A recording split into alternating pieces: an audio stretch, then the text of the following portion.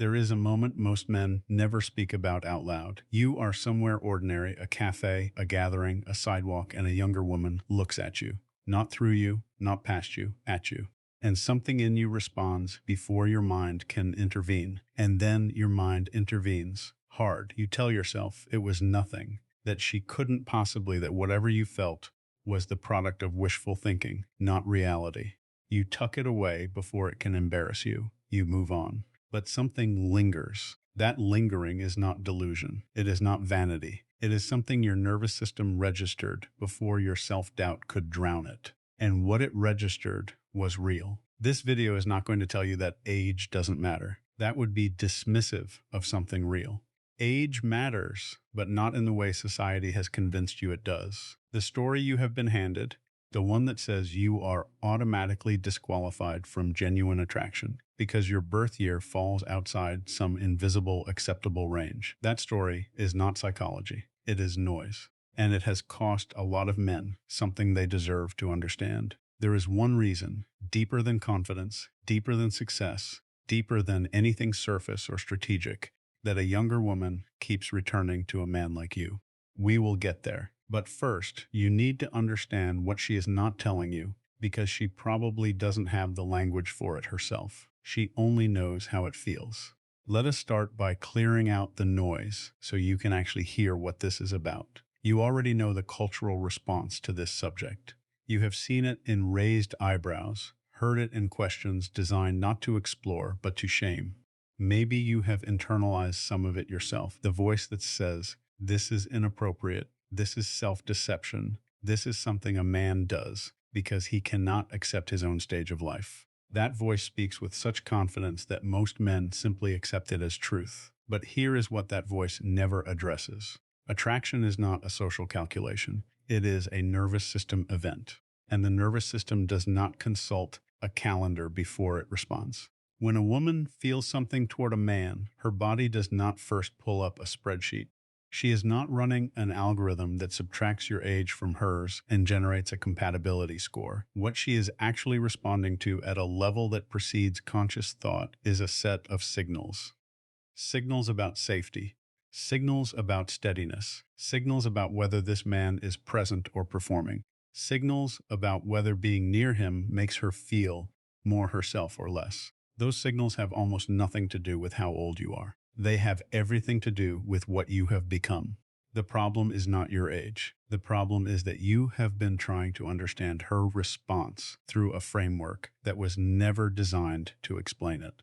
You have been measuring yourself against a standard built for a different kind of attraction, one based on speed and novelty and physical competition, and by that measurement, you will always come up short. But that is not the measurement she is using. The things you have been quietly apologizing for, the slowness, the gravity, the lack of urgency, the certainty you carry, these are not liabilities dressed up as virtues. They are the signal itself. And some women read that signal louder than anything else a man could offer. Here is what most men at any age fundamentally misunderstand about what is happening when an older man draws a younger woman in. They assume she is tolerating the gap, that she is making a compromise somewhere, trading something she would prefer for something else she values more, that eventually the gap will become a problem she can no longer manage. They imagine her attraction as partial, as contingent, as something with an expiration date written into it from the beginning. That is not what is happening. For many women, especially those who have moved past the early rush of purely novelty-driven attraction, the qualities that come with significant life experience are not secondary, they are primary. And the age gap itself, the years of survival and refinement it represents, is not the obstacle to her attraction. In many cases, it is precisely the source of it. Think about what age quietly builds in a man who has paid attention to his own life. It builds the ability to sit in a room without needing to own it. It builds the capacity to let a moment unfold without forcing it toward a predetermined outcome. It builds a kind of emotional weight, not heaviness, but gravity. The sense that this man has already survived enough, that he is no longer trying to prove something, that he has somewhere to stand that does not require your applause to remain solid. Now, Think about what a woman's nervous system is looking for, not what her friends might approve of, not what performs well in a cultural context, what the part of her that operates below her conscious reasoning is actually seeking. It is seeking that gravity, that stillness, the presence of a man who has nothing to prove to her. The young man who walks into a room slightly competitive, slightly anxious to establish himself, slightly volatile in his humor. He is visible. He is energetic, and he can be compelling. But there is a different kind of man, the one who sits down, laughs quietly at something private, and does not explain himself. The one who is not scanning the room for approval, the one whose presence has a weight to it that does not demand anything in return. She notices that second man. She may not know immediately why, but she notices, and the first exhale begins. Now we move deeper, because noticing is only the beginning. What keeps her there by what turns a moment of noticing into something she finds herself thinking about days later is something more specific. Her attraction is not rooted in aesthetics the way many men assume it must be, or rather, it is not only rooted there. For many women, especially those who have moved past their mid-20s, what registers most powerfully is not what a man looks like, but what it feels like to be near him. And the felt experience of being near him is constructed almost entirely from subtle subconscious signals. The pace of his speech, whether it is unhurried, not slow from lack of intelligence, but slow from the absence of anxiety. Whether he is speaking to communicate or to perform, whether there is space in his sentences, or whether they tumble forward in the compressed rhythm of a man who is afraid silence will cost him something. The quality of his gaze, whether it is present without being invasive, whether he looks at her as though she is someone worth actually seeing, not as a surface to be evaluated or an audience to be impressed. The absence of performance. This one is harder to name, but easier to feel. A man who is performing, who has adjusted himself for the occasion, who is presenting a version of himself calibrated for her approval, produces a kind of subtle friction in a woman's nervous system. She cannot always name it, but something in her is quietly working, constantly checking whether what she is receiving is real. And that work is tiring. It erodes the ease a connection needs to deepen. A man who is simply present, not performing, not managing his image, not monitoring her response to calibrate his next move, produces the opposite effect. The friction disappears. The quiet checking stops. She relaxes in ways she often does not even register consciously. She is in a conversation with him, and at some point she realizes she has not once checked her phone. She is not braced for a sharp comment, for a competing narrative, for the anxious undertow of a man who quietly needs her to confirm that he is enough. She has simply been here in the conversation, and something in her has been exhaling slowly without her permission. She does not know exactly what she is responding to, but she feels the difference, and the difference registers. There is another quality that older men often carry without realizing its power. And it is one of the most precise signals a woman's nervous system reads in the early stages of connection. It is his relationship with silence. Most men, particularly those who feel the pressure of making a strong impression, work hard to fill silence. They treat a pause in conversation as a problem to be solved, a gap to be bridged, an absence that reflects poorly on them. They chase the laugh, hurry to the next topic, reach for a story before the previous moment has fully settled. She tests silence early, not deliberately, always. Sometimes just by going quiet mid-conversation, or after something meaningful, or simply because she is thinking. And the way he holds that silence tells her something no amount of articulate speech ever could. A man who panics in silence is telling her that his inner world is not settled, that he needs the conversation to keep moving because the stillness is uncomfortable for him, that he requires a certain level of stimulation and response to feel secure. A man who holds silence, who lets a moment breathe without compulsion, who does not rush to fill the space with noise, is telling her something entirely different. He is telling her that he is comfortable being here without anything to perform, that the space between words does not threaten him, that he does not need her constant engagement to feel okay. She goes quiet. He stays with it. He does not fidget verbally. He does not pivot. He simply holds the space present without pulling against it. She leans slightly forward. The duh became connection, not distance, and she felt it. This is not a technique. This cannot be faked in any sustained way. It is the natural byproduct of a man who has genuinely arrived somewhere in himself, who has accumulated enough living that the quiet no longer feels like emptiness. It feels like room. And this is where it becomes important to understand something that most men, younger or older, never fully grasp about what she is actually searching for when she allows herself to get close to someone. We have been building toward it. Everything up until now has been preparation for this.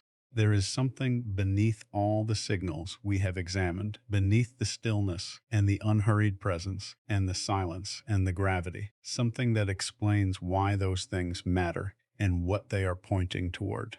We are about to go there. She is not naive about what she wants. The younger woman who finds herself drawn to a significantly older man, who allows herself to follow that pull past the cultural noise and into something real, she is, in most cases, not doing so from inexperience. She is doing so from information.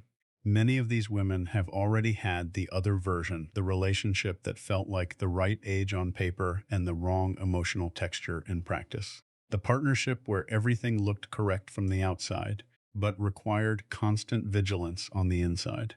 The dynamic where love was present, but emotional stability was not, where tenderness could turn unpredictable, where disagreement could become destabilizing, where she spent more time managing the mood of the connection than simply existing within it. She knows what that costs, not theoretically, in her body. She has felt the specific exhaustion of loving someone whose emotional architecture was still under construction.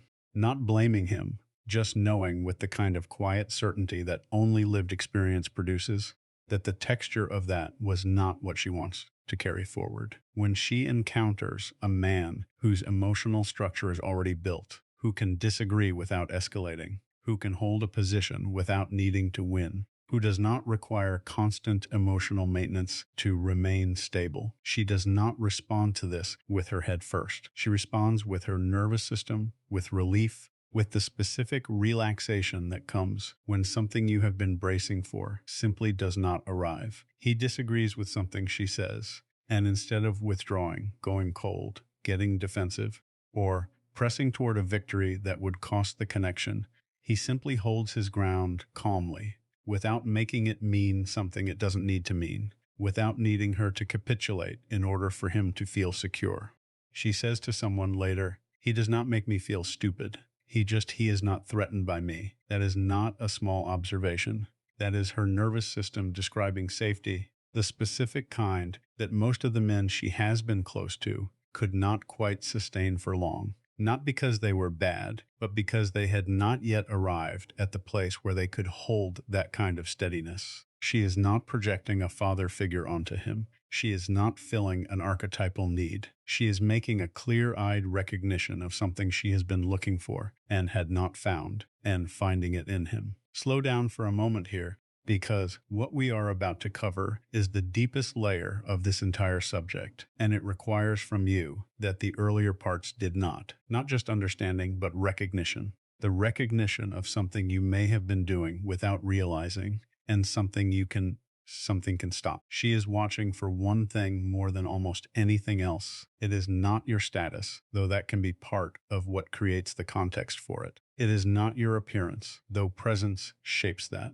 It is not even the steadiness we have been discussing, though that creates the conditions for it. What she is watching for is whether you will allow her to be herself fully, without managing herself, without it disturbing your equilibrium. Most men, without realizing it, create subtle pressure around women they are drawn to, not deliberately, not maliciously, but the pressure is there. The pressure of their approval need, the way they lean slightly forward when she is warm and slightly back when she is difficult, the way their energy shifts when she says something unexpected or strong or contradictory, the way their comfort depends in some invisible way on her being easy to be near. She feels this even when she cannot name it, and in response, she begins to manage herself. She softens the edge of an opinion. She moderates a strong feeling. She monitors her own vividness so as not to tip the balance of his ease, and she gets smaller. The older man who has done enough internal work, who has arrived at a place of genuine self-possession does not create that pressure. When she says something provocative, he does not flinch. When she is contradictory, he does not need to resolve her. When she brings a strong feeling into the room, he does not move away from it or try to fix it. He simply receives her. He does not try to manage her back to something easier to hold. He simply makes room. She says something half testing, half genuine, an opinion with an edge, an emotion she is not entirely sure how to explain. She puts it out, watching the way women do when they are checking whether it is safe to be real. He does not get defensive. He does not get quiet in a way that signals withdrawal. He does not pivot to something lighter to release the tension she was never trying to create. He simply receives what she said, holds it, responds from a place that is grounded and unfrightened, and she exhales deeper this time because she did not have to take that piece of herself back. This is what she has been waiting for. Not a man who impresses her, a man she does not have to be smaller around. And now we reach the place this entire conversation has been moving toward. The thing that is not about age, the thing that was never about age at the deepest level of what she is experiencing. Beneath the safety signals, beneath the emotional steadiness, beneath the stillness and the space he creates, she is asking one question, not consciously, not in words, but her nervous system is asking it constantly, and it shapes everything. The question is, do I feel more myself when I am near this man? Not more impressive, not more desired in the surface sense, more herself, more fully inhabited, more like the version of herself that is interesting and uncertain and complex and alive, not the managed, moderated, socially safe version. This is what attraction at its deepest is actually measuring. Not age, not achievement, not even chemistry in the conventional sense. The question her body is answering all the time is whether proximity to this person allows her to expand or requires her to contract. And what you have been building, without perhaps knowing that this was what you were building, is the capacity to be around, the capacity to be a presence that allows expansion. That is genuinely rare. At any age and any man, it is rare. She stops explaining herself around him, not because she has nothing to say, but because she has stopped calculating whether what she has to say is too much. She laughs in a way she has not laughed in a long time. Not the curated laugh, but the unguarded one. Or she goes quiet in a way that feels like relief, not like absence. Not because he said something remarkable, not because he performed anything exceptional, but because nothing in him was pulling against her. The age gap at this level is simply not what is being measured. What is being measured is the felt experience of being near him, the safety of it, the expansion of it, the specific quality of a presence that neither crowds her nor withdraws from her, that holds its ground without holding her down. And that quality, the stillness, the safety, the emotional architecture that does not require her to be smaller, has no age attached to it. It is simply rare, and she recognized it in you. The question you walked in with was, am I too old for this to be possible? That was the wrong question. Not because age is irrelevant, but because it was pointing you toward the wrong measurement. The right question is simpler and deeper. Have I become someone whose presence allows another person to feel more fully themselves? If the answer is yes, and for many men who have lived honestly through their years, it is yes, then what you carry is not a liability. It is something genuinely worth being near. And the right woman does not just tolerate that. She recognizes it in her body before her words can catch up. You do not need to announce this. You do not need to explain it, or prove it, or package it for her approval. You only need to be it and to stop apologizing for the years that made it possible. What you carry is not a remnant of something that was better earlier. It is what was always being built. And the men who understand this, who stop competing on terms that were never theirs to begin with, and simply allow the weight of what they have become to be present, discover something that the noise never prepared them for, that it was never the gap she was measuring. It was always the gravity. If this opens something for you, a different way of seeing yourself in this, a quieter and more grounded frame, there is more here worth exploring. The next step is not strategy. It is understanding more deeply what she is looking for before she can name it herself. That is what the rest of this channel is built on. Stay close.